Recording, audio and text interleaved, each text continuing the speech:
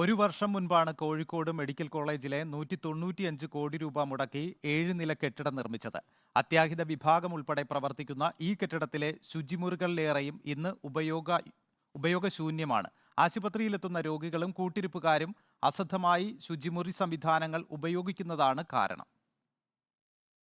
ദിനംപ്രതി ആയിരക്കണക്കിന് ആളുകൾ വന്നുപോകുന്ന ആശുപത്രി കെട്ടിടം ഉദ്ഘാടനം കഴിഞ്ഞ് ഒരു വർഷമായെങ്കിലും 4ാം നില വരെ മാത്രമേ പ്രവർത്തിക്കുന്നുള്ളൂ. ബാക്കി നിലകളും ഉടൻ പ്രവർത്തന സജ്ജമാകും. എന്നാൽ തുറന്നു നൽകിയ കെട്ടിടത്തിലെ ശുചിമുറികളിലേറെ നശിപ്പിക്കപ്പെട്ടു.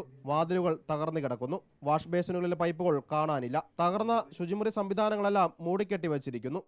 പ്രാവശ്യം ഇതൊക്കെ നന്നാക്കുന്നുണ്ട്. കേടാക്കും, പിന്നെ നന്നാക്കും. HDS ഫണ്ടിൽ നിന്ന് നാപ്കിൻസ് ഇടാൻ വേണ്ടിയിട്ട് ബിന്ന് വെച്ചിട്ടുണ്ട്. ഈ ബിന്നിലൊന്നും ഇടാതെ മുണ്ടടക്കം ക്ലോസറ്റിൽ തിരികുക, അതേപോലെ തന്നെ നാപ്കിൻസ് കംപ്ലീറ്റ് ക്ലോസറ്റിലിടുക. അത് നമ്മളെ ഡ്രെയിനേജിൽ കൂടെ വന്ന് എല്ലാ മേനുകളും ബ്ലോക്ക് ആവുക. പ്ലംബിംഗ് ഐറ്റംസ് ഒക്കെ നല്ല ഏറ്റവും നല്ല ക്വാളിറ്റിയുള്ള സാധനമാണ്. പക്ഷേ ഇതൊക്കെ പിടിച്ചു വലിച്ച് പൊട്ടിക്കുക. അപ്പം ജനങ്ങളുടെ ഇടയിൽ ശരിക്കും ഒരു ബോധവൽക്കരണം വേണം. ഇത് നമ്മളെ സ്ഥാപനമാണ്. നമ്മളെ വീട് എങ്ങനെ കൊണ്ടടക്കുന്നോ അതേപോലെ തന്നെ മെഡിക്കൽ കോളേജിലെ ഈ ആശുപത്രിയും കൂടി ജനങ്ങളൊന്ന് ബോധവാന്മാരായാൽ ഈ പ്രശ്നങ്ങൾക്ക് നല്ലോണം അറുതി വരും. ആശുപത്രി വികസന സമിതിയുടെ ഫണ്ട് ഉപയോഗിച്ച് തകർന്ന ശുചിമുറി സംവിധാനങ്ങൾ നന്നാക്കാനുള്ള ശ്രമത്തിലാണ് അധികൃതർ. റിപ്പോർട്ടർ, കോഴിക്കോട്.